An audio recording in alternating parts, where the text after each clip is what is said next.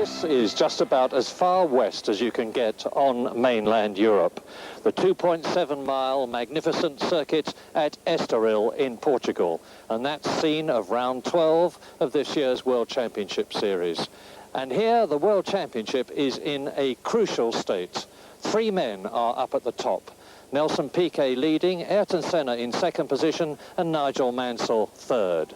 Nigel Mansell won here in brilliant form last year, and he needs to win again if he's to keep his chances of being number 1 at the end of the year alive. In the 3.5 litre category, the situation is much the same, with Jonathan Palmer fighting for supremacy in his Tyrrell against his teammate Philippe Streff. In the Constructors' Championship, Williams look as though they really have got it made now, and now the tussle is for second place, with Lotus against McLaren. In pole position, the Ferrari of Gerhard Berger, the first time a Ferrari's been in that position since Brazil 1985. Then it's Nigel Mansell second, Prost third, Piquet is in fourth position, Senna fifth and Michele Alboreto is sixth. Ricardo Patrese 7th, Johansson in 8th position, then the 2 Benettons of Boutsen and Barbie 9th and 10th. The 2 Arrows of Chiva and Warwick 11th and 12th.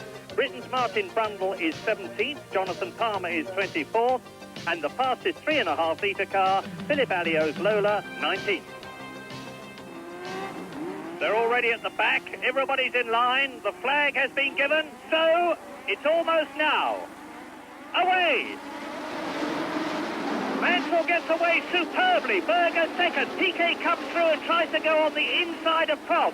It's Mansell leading, Berger second, Prost third, Piquet fourth, Alboreto fifth, Senna in sixth position. It's a clean start, Farini at the back in the second Osella following his teammate Caffey as they plunge round turn 1, and Prost is going well, Johansson is up, now they come round into turn 3, and look at that, 4 cars off. So there, that's what it looks like, one of the Zach speeds, and it would seem almost certain that again a Grand Prix is going to be stopped. I can't see. Well, I think that's Martin Brundle's car, and that is Campos. Campos in the Minardi, furiously flinging his steering wheel down. Meantime, the men in the front, and you can see that it's a Williams up front now, and it's Nigel Mansell leading, little knowing that having grasped the lead as Derek Warwick is pushed away, that he's in danger of having to stop.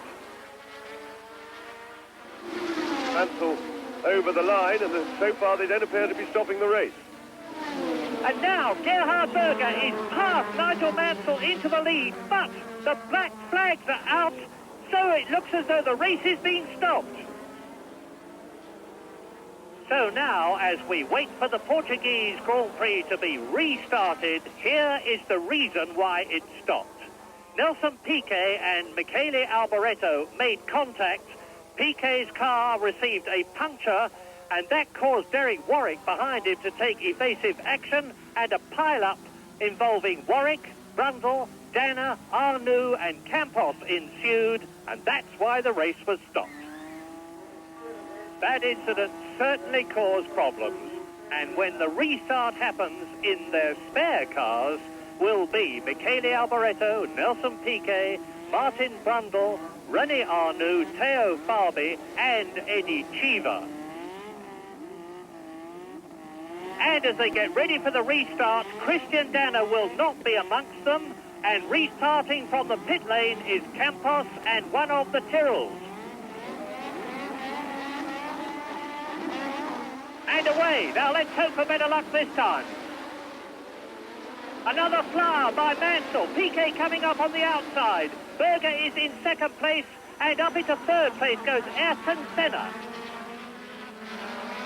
Now streaming round turn 1 down to the 175 mile an hour turn 2, and it's Mansell up front. Berger is in second position. Ayrton Senna is in third place. Piquet is fourth, then it's Prost in fifth position, and Michele Alboreto is sixth. Round turn 5, up to the 175 miles an hour, turn 6, this is it. And it's Mansell leading, Berger second, Senna third, Piquet fourth. So so Nigel Mansell had a superb start for the second start, as he did in the first. Now, can he control the race from the front? Berger behind him. Then you can see the yellow Lotus of Senna, and then Piquet, followed by Prost and Alboreto. Yes, it certainly so far looks like a lucky day for Nelson Piquet. He had a banging match with Alboreto, which damaged his car in the first race, but was able, of course, to restart in the spare, because this is theoretically a completely new race. So Mansell, who led away the first time, but did just the same the second time, he'll be very happy about that. Prost a little bit away, and Piquet, of course, had a bit of a moment at the start, putting two wheels on the grass, as Berger challenges, and Berger is going to be past Mansell. A Ferrari leads a Grand Prix. Gerhard Berger ducks out from behind Nigel Mansell's Williams, and look at the gap that there is already. Streaking away in the Scarlet Ferrari on lap 2 of the restarted Portuguese Grand Prix. As he comes out of the S's, he climbs. There's a lot of gradient here. It's Mansell second. It is Senna in third position. So the two Honda-powered cars are behind the Ferrari. Then it's Piquet in fourth position. Prost fifth. Alboreto sixth. The Ferrari's going well, first and sixth. Well, are the Ferraris going to see off the Honda-powered Williams and Lotus cars? And in case you didn't catch it earlier on, the problem in the first race appears to have been caused by Nelson Piquet, who is now following the yellow car of Ayrton Senna, touching Alboreto's Ferrari, receiving a puncture as a result of it, and that caused Derek Warwick behind him in the arrows to take evasive action. Martin Brundle was pushed off by Nakajima, and off went Dana and Arnoux and Campos as well. And that is the signal to Nigel Mansell to say you are 2.8 seconds behind Gerhard Berger's Ferrari on lap 5. Piquet, I've just had news, is in the active car, not in the passive car. They managed to repair it, whatever the problem was. So Piquet is in the car. There he is, that he knows and likes and has done the development for. Piquet very close indeed now, and he's looking, and he's gone alongside, and that's it. Piquet's done it. That was a very good piece of driving, because he didn't have a lot of room in which to make that manoeuvre. So Piquet moves through into third place. So here we just see it again. He got perfectly positioned. He ducked out just before the braking area, was able to get alongside and hold the inside line for the corner, making it impossible for Senna to get back at him.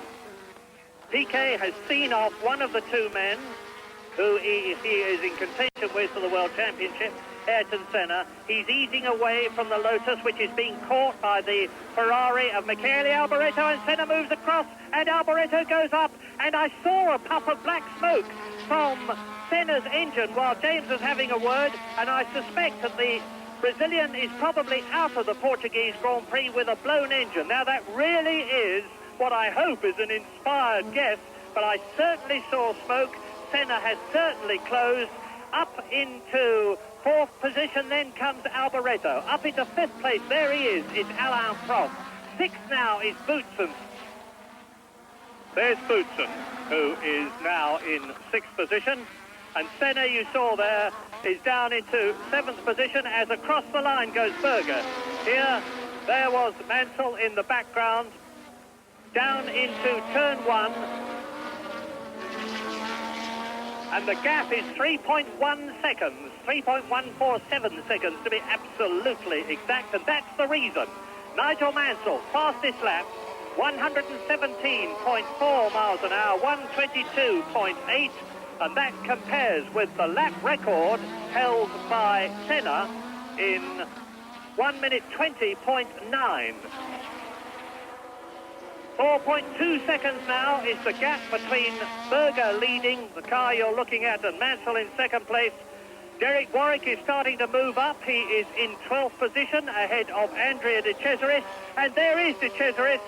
Or is it Patrese? No, it's Patrese, Brabham. Riccardo Patrese, who was in 9th position, looks as though his Portuguese Grand Prix is run with a blown BMW engine. Race leader, Berger. Race finisher, Patrese. Mansell Mansell touring. Mansell out of the Portuguese Grand Prix on lap 14.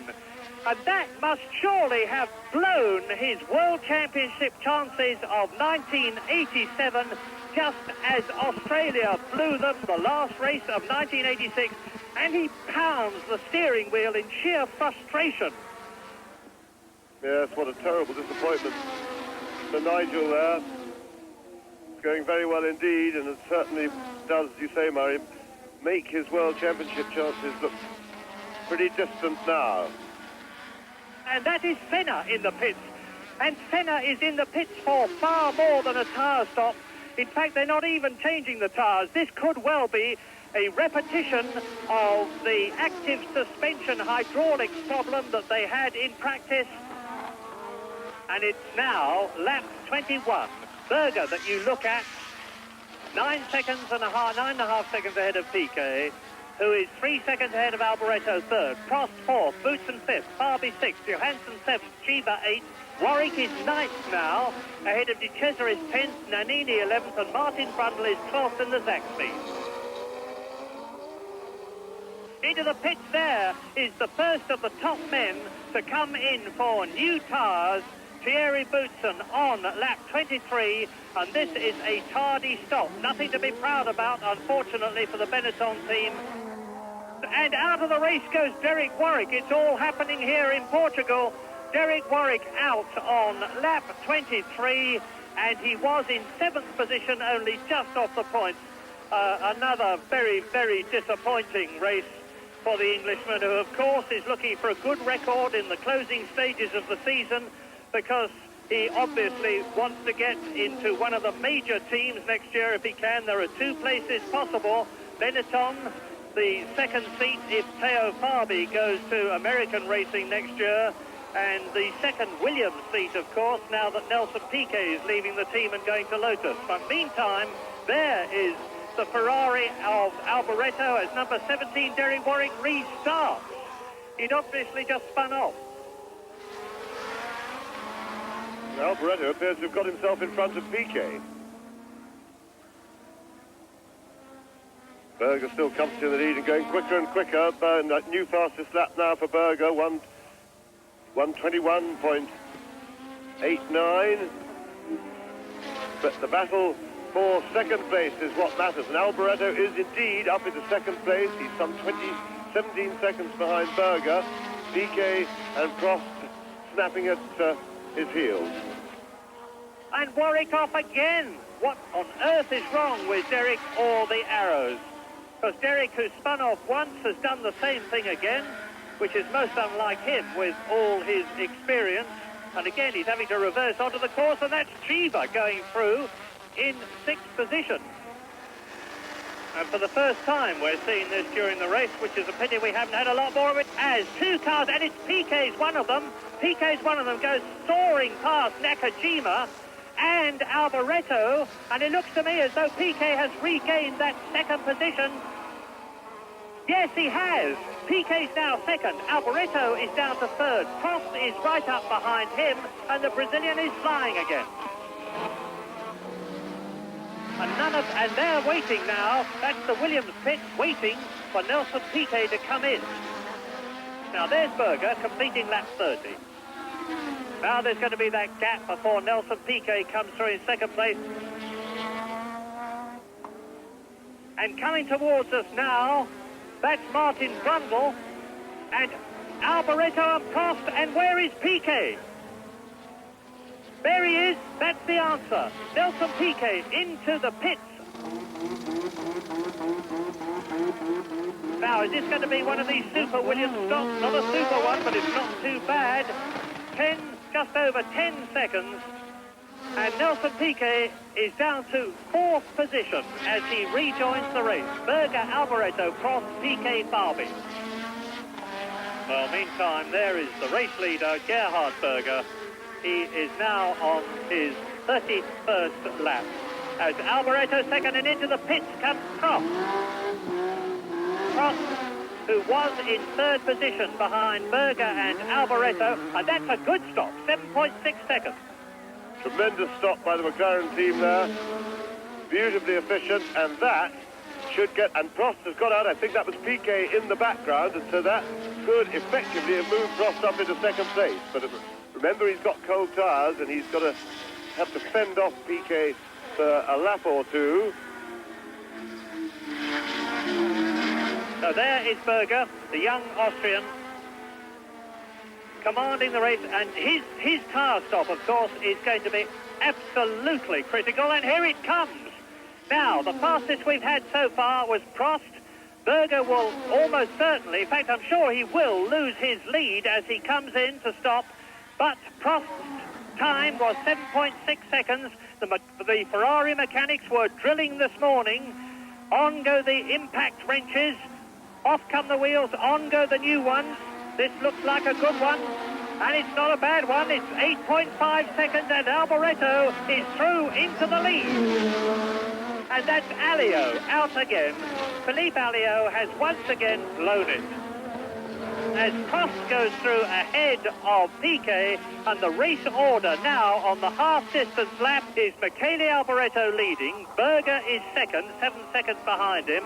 Farby is up into third place in the Benetton, 11 seconds behind Berger. And 1 second ahead of Alain Prost, who is 1 second ahead of the fifth place man, Nelson Piquet. Alain Prost will be anxious that Farby goes for his tyre stop now to save him the trouble of having to pass him. He is, in fact, holding up the big battle, which is effective for second place, as Piquet has a look down the inside of Prost, and Prost says no thank you very much, shuts the door across Piquet's bows. And here comes Michele Alboreto. Alboreto into the pits for his tyre change, so Alboreto surrenders the lead back to the genuine leader, really, Gerhard Berger. Well, you can see the time, and this is going to be a real fly. That, I think, is one of the fastest tyre stops we have ever had. Michele Alboreto, 6.8 seconds. And despite that very fast pit stop by the Ferrari team, for Michele Alboreto, it wasn't enough to get him out ahead of Prost and Piquet. Farby and Prost and Piquet are absolutely together, and Prost goes through and takes Theo Farby to move up into second position.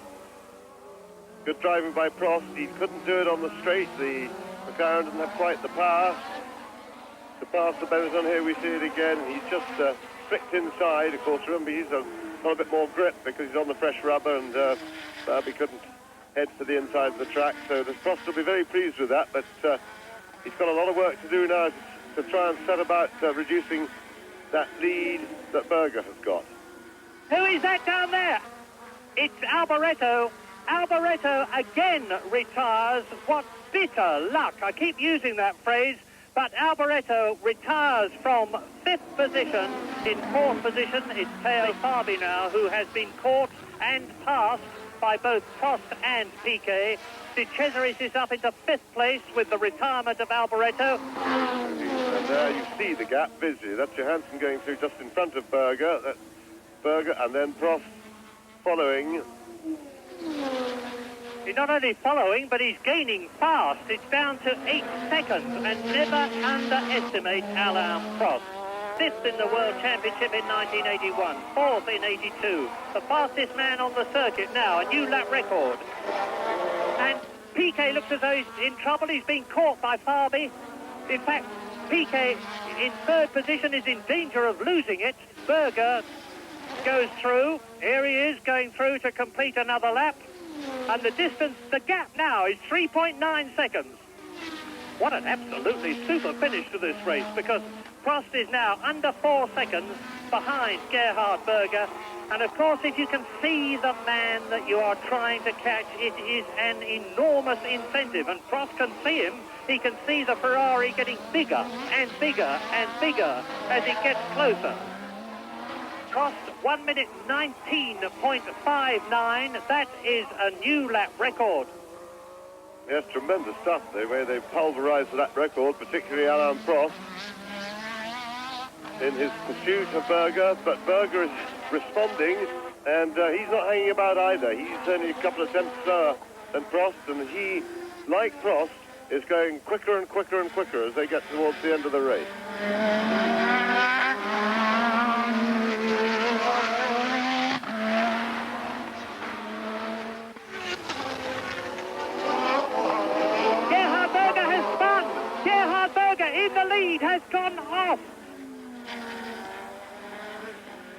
replay. Berger spinning off, and this was the spin that cost him victory in Portugal and a pretty bad reputation, unfortunately for himself, in Italy. Alain Prost now on his last lap. Berger is in second place still, but Piquet is third, Fabi is fourth, Johansson is fifth, and Chiva is sixth. And this is going to help Alain Prost's World Championship chances. Not at all, actually, because he is out of it, and there goes the checkered flag. Alain Prost is virtually within sight of victory as he comes up to the highest point on the course. He now has to go into turn 13 at about 145 miles an hour, a long right-hander. Then it will be into the finishing straight to take the checkered flag. This is a record. Alain Prost wins his 28th Grand Prix. He knows it. The Frenchman gives the clenched fist of victory, knowing that he is now the greatest Grand Prix driver of all times. Victory in Portugal for Alain Prost, his 28th, a record. In second place, Gerhard Berger. Third, Nelson Piquet. Fourth, Theo Fabi. Fifth, Stefan Johansson. And sixth, Eddie Chiba. So now Nelson Piquet continues to lead the World Championship. 67 points. Senna second on 49. Then it's Mansell and Prost, third and fourth. Williams now continue to lead the Constructors' Championship, but McLaren have regained the second place ahead of Lotus.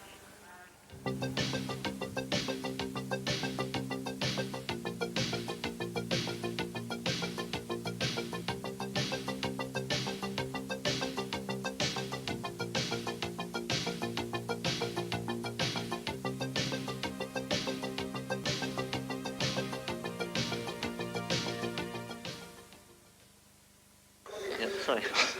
Alain, you have now become the greatest of them all. Is this your best day?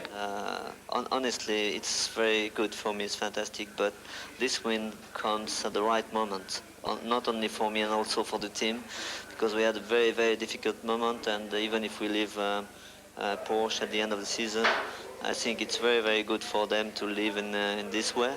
And for the motivation of the team for the next season, it's fantastic because we have a hard work. We are going to test very soon. We are going to push hard to win the next championship, and this win is fantastic for us. And next week in Spain, we have round 13 of the 16-race World Championship.